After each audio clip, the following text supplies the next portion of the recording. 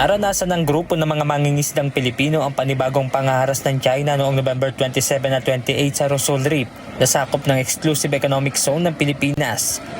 Tumagal ng tinatayang 10 hanggang 15 minuto sa taas na 15 hanggang 18 talampakan mula sa itaas ng mga mangingisdang Pilipino ang umaligid na helicopter ng Chinese Navy. Ayon kay Philippine Coast Guard spokesperson for West Philippine Sea Commodore J. Tariela, ang naturang aksyon ay napakadelikado dahil maaari nitong mapalubog ang isang bangka. Ito rin anya ang kauna-unahang pagkakataon na naharas sa mga mangingisda gamit ang helicopter. As far as the Coast Guard is concerned, this is the first time we saw a PLA Navy helicopter harassing Filipino fishermen with such low altitude, 15 to 18 feet. Para sa akin, ang pinaka-dangerous na harassment na ganyan is that it might, alam mo yun, masira yung light material structure ng boat. It might also capsize dahil sa pag-push ng hangin ng chopper. So those are possibilities that would, definitely result to capsizing of those indigenous fishing boats.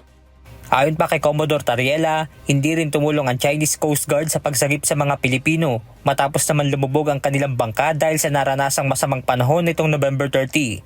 Again, I don't know how they want to play this script, no? Kasi ang paglubog ay nangyari noong November 30. Ang offer nila sa Coast Guard, which is tingin ko they intentionally recorded the offer, is December 1. Ibig sabihin, they just want to appear na they are extending assistance.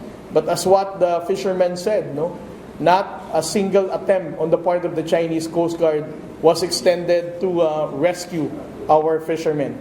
Samantala, muling nag-deploy ang PCG ng 2 barko upang magbantay sa ating mga kababayang nangingisda sa West Philippine Sea. Sa kabila naman ng nararanasang harassment ng China, ay marami pa ring mga kababayan natin ang nangingisda sa West Philippine Sea. Sa isa namang pahayag, sinabi ni Foreign Ministry spokesperson Lin Jian na ang ginawang aksyon ng China ay lehitimo at naaayon sa batas upang panghawakan ng kanila umanong soberanya sa teritoryo.